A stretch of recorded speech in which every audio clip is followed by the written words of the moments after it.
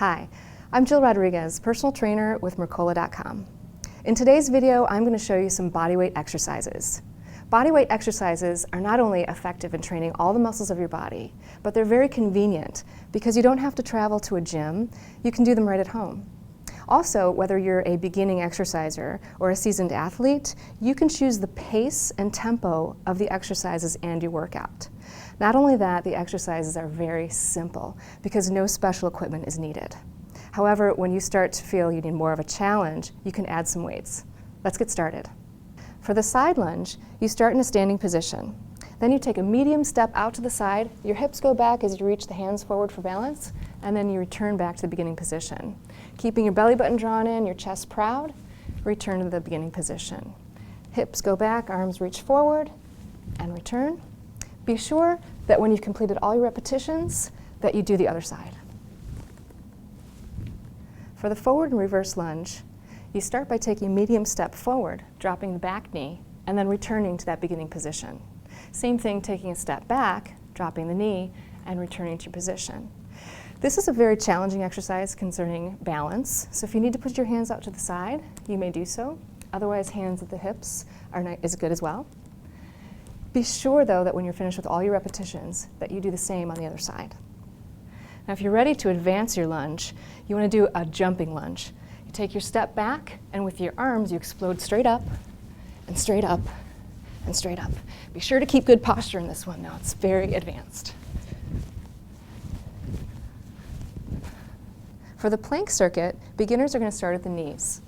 With your forearms shoulder width apart and your shoulders just above the elbows, you're going to lean forward so that your body makes a straight line from the knees through your hips to the shoulders, and with a neutral head, you want to look about 5 inches in front of your hands and hold this for your 30 seconds.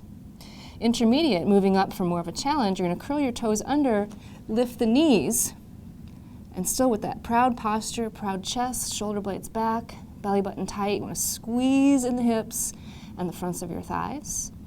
And if you still need an extra challenge, you can lift one leg, pause, hold it for a moment, and bring it back down, and switch to the other side, lift, still looking forward, still with a nice proud chest, shoulders over the elbows.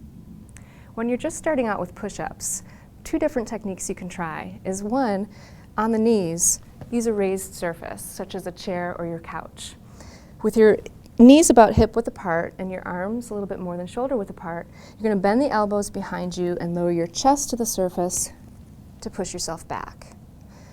Descend and push yourself back. Now once this becomes an easy exercise for you, you can progress still at the knees, but now on the floor, which makes it a little bit more difficult. Same hand position, slightly wider than shoulder width apart, knees hip width apart, elbows descend and go backwards as you touch the chest and explode up.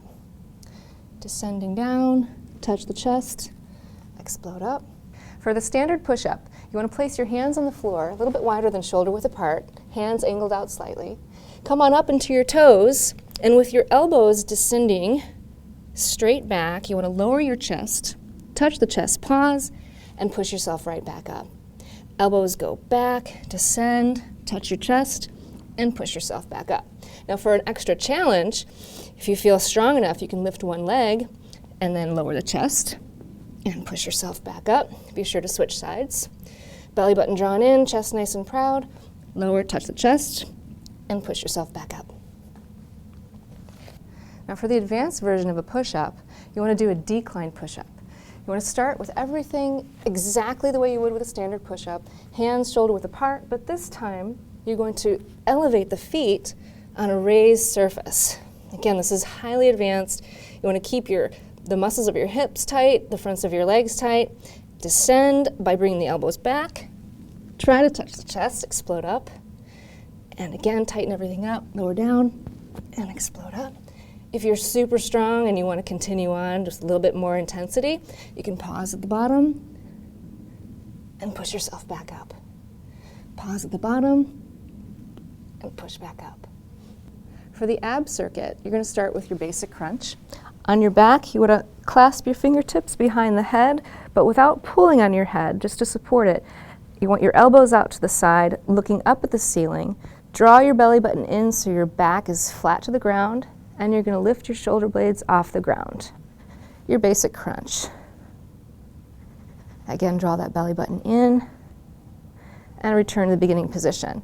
Another variation would be to cross one ankle over the knee, and then you're going to also lift the shoulder blades off the floor and return to the beginning position, up and lower. Each time you're going to try to get the elbow a little bit closer to your knee.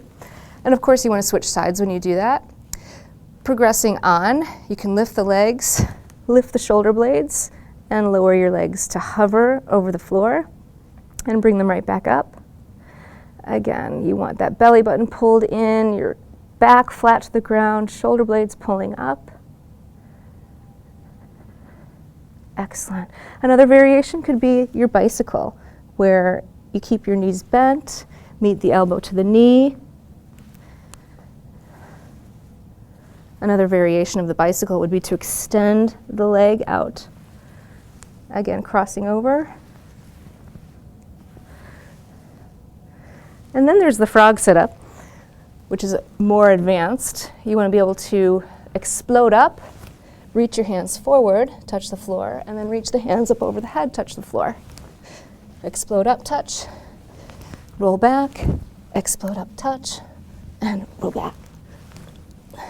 For your squat to support, you want to make sure that the bench or your chair is behind you as you sit back and reach your hands forward.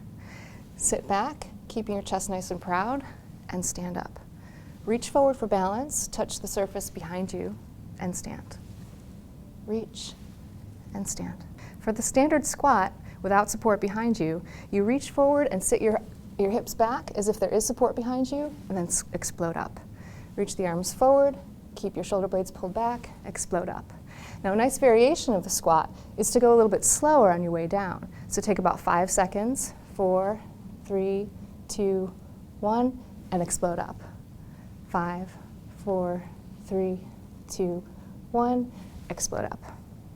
For the jump squat, you're going to descend with your hands next to your sides and then explode up. Hands go to the shoulders. Explode up, keeping your belly button tight, chest proud, sink those hips back. If you're up for an extra bit of a challenge, you can hold it down at the bottom. 5, 4, 3, 2, 1, explode up.